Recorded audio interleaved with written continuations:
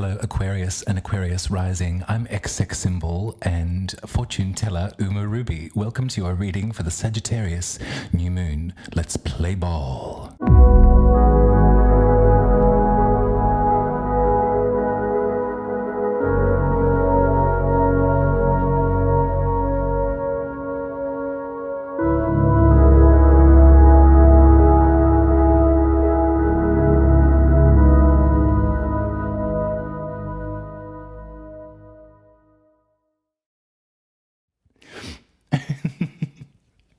Welcome back, Aquarius. Thank you very much for being here with me and humoring me as you always do.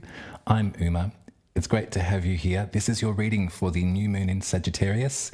This is happening on Thursday, the 24th of November at 9:57 a.m. So if you're in the Southern Hemisphere, actually all of us, Northern and Southern, let's commune, let's manifest. Let's cast spells and ask for what we wish for the night of the 23rd of November. Fresh start, Sagittarius season. We've got expansive, supportive, optimistic energy from Jupiter informing this lunation and playing a really nice relationship between Pisces and Sagittarius. Two mutable signs on the zodiac, two malleable, impressionable signs, and also both ruled by Jupiter, and Jupiter's influence is gleaming through this lunation. So first up, I want you to think of Sagittarius, and I want you to think of your 11th house, which is where you find community.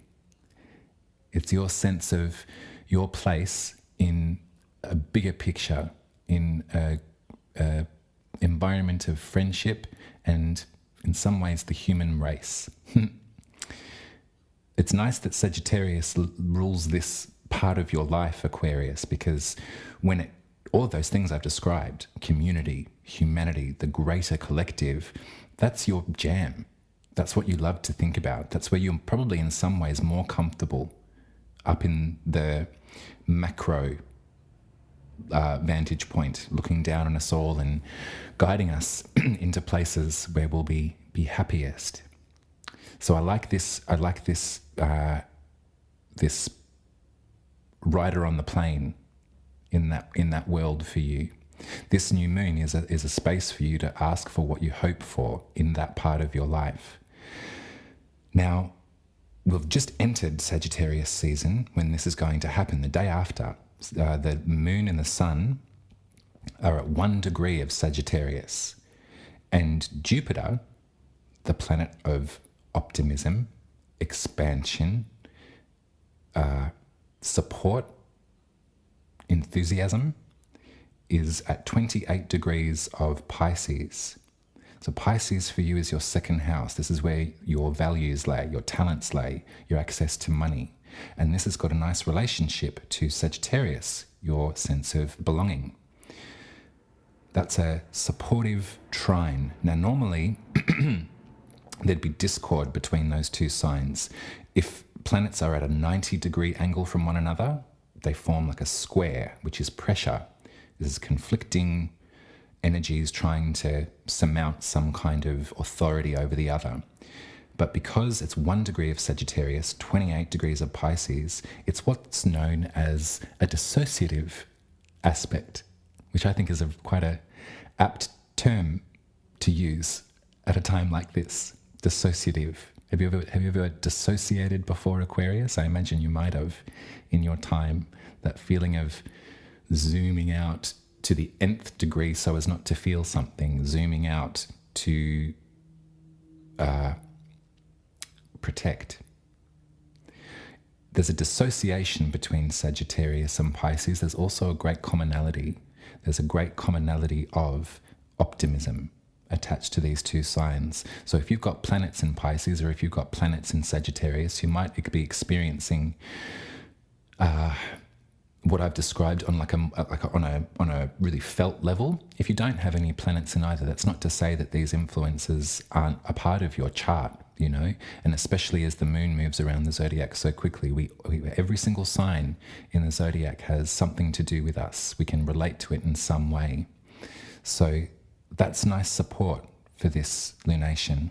1 degree of Sagittarius is the 8 of Wands in the tarot, which is direct forward action. 1, 2, 3, 4, 5, 6, 7, 8, forward moving, propulsion, conviction. So I think you can definitely claim some ownership over this lunation, as opposed to perhaps some of the more exterior shedding qualities of eclipse season and what you saw sort of dissipate or eventuate without maybe so much input over the last bit of time. And I think it was your 4th and your 10th house, your public versus private self, and the revelation of those areas. This you've got access to. This lunation, I want you to feel that you've got a part to play in this. Sagittarian energy in the tarot is the Temperance card, which is all about alchemizing fire and water, disparate elements, disparate chemical bodies. We know that it's difficult to mix fire and water. It can boil over, or it can just turn into hot air, to steam. The Temperance angel lets us know that with proper magic, we can meld them both together. We can honor and allow in our emotional self, our access to our feeling body, and also our passionate drive, our magic, our heat. And isn't that funny? Sometimes when there's too much heat on the emotions, you can boil over. You can be quick to anger. I think anger is definitely an emotion, isn't it? It's a physical feeling. It's good to think about. You can have an angry thought, but it's really the feeling that drives you forward. You can have a romantic, loving thought. It's the feeling that drives you forward. Yeah, so that's Jupiter's influence. So Jupiter, as I said, rulership, Pisces, Sagittarius, optimism is a nice way to look at it. So there's a nice optimistic feeling in relation to your values and your talents and your autonomy and your community and your place in it. The other aspect, which is really sweet, is between Venus and Mercury. So when these two come together, Venus and Mercury, it's definitely a proposition of pleasure, and a potential of loving connection, a pleasurable experience. In Sagittarius, it can be, over an instant. My natal Venus is in Sagittarius, which is it's a long story, my chart. It manifests for me in the sense of love and romance and things often being a far-flung experience. It's often something that is very passionate and a distance to go. Think Sagittarius, traveler.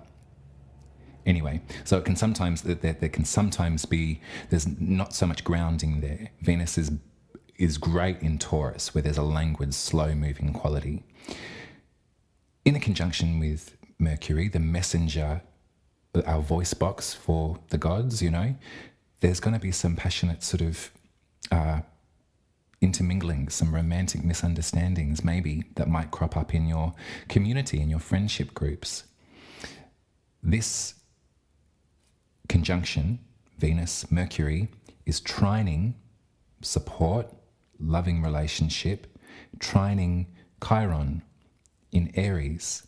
Now for you, Aquarius, Chiron has been, for everyone, Chiron's been in Aries since 2019-ish and will be there until 2026. And that's not to say that we're going to be experiencing wounding in Aries for all of that time, but there's definitely a lingering there. I think quite a few of us maybe have felt the wound of the self over this last chapter of our lives. There's definitely been comings and goings of that sentiment. And Aries rules your 3rd house, which is where we find language. It's how we can communicate what we know. And it's a lot to do with our village as well, our neighborhood. So I wonder, it's almost as if this sort of, sexy Venus, in sexy Sagittarian Venus, is being supportive in recognizing perhaps the wounding that you might have around that sort of communication or displacement in your immediate surroundings. And there's like I don't know, it's a seductive sort of pull, isn't it? It's sort of like, come over. I like that for you, Aquarius. I think you can really work with that. I think definitely this trine might be a great moment for the Chiron wound to be expressed and released. We know we're going to be dealing with this Chiron in Aries until 2026, and then it will be in Taurus. Then it's going to move sign, there'll be a marker point there that we'll recognize, but that's in years to come. Right now, I'm getting a real sense that you're being welcomed, you're being invited into community, you're being invited into a sense of friendship with a little bit of sexiness attached. Let's get some intuitive tarot, Aquarius. And as we're pulling the cards, I want you to really own that part of your makeup, that's the Aquarian philosophy is really a lot to do with everybody else. It's a lot to do with humanity at large and the human species. It's what takes up a lot of your thoughts, your mind, You've got good ideas. You've got you've got great ideas when it comes to that. So if you've been feeling displaced from community, this lunation might be a really great invite for you to reacquaint yourself a bit, to be like, hello, here, sorry I disappeared for a while, I needed to, but I'm back now, and I love you, and let's, have a great time. That might be nice. There's a sense of welcome that I really want to reiterate to you, Aquarius. So right now I got the Strength card, I got the Page of Swords, and I got the Emperor. Now let's subtract any notional image of patriarchy from this for a moment. I think definitely seems that way sometimes when the Emperor shows up. We do get a sense of sort of foreboding mask authority, but we're children of the earth. This is a witch's language, so we can reclaim that. I like to see this Emperor come up for you as a major secret. I mean, really, let's think about it. Autonomy is really what the Emperor represents. There's a real grounded sturdiness to this card, to this archetype, this image. And it's a major secret, so it's in you. It's in you. Strength is here too. Strength in the face of aggression or oppression, and not strength by physical brute force, strength by compassion, strength by a yielding sense of calm and serenity. There's a real beauty to the Strength card. You can see this figure is taming a lion, taming that fiery side of things. That demonstrative power is tamed by kindness and by sensitivity and gentleness. I love the word gentle. In the center we have the Page of Swords. And this is quite Aquarian energy. This could be, sometimes when the court cards come out, we can look external to us for the sign. So the Page of Swords is someone who is very intelligent. They're also on a quest for knowledge. They're thinking all the time. They're using their brain quite a lot, and they have a version of the truth so far that they've pocketed and they're about to present to you. Perhaps there's someone coming your way, Aquarius, with a bit of truth to tell.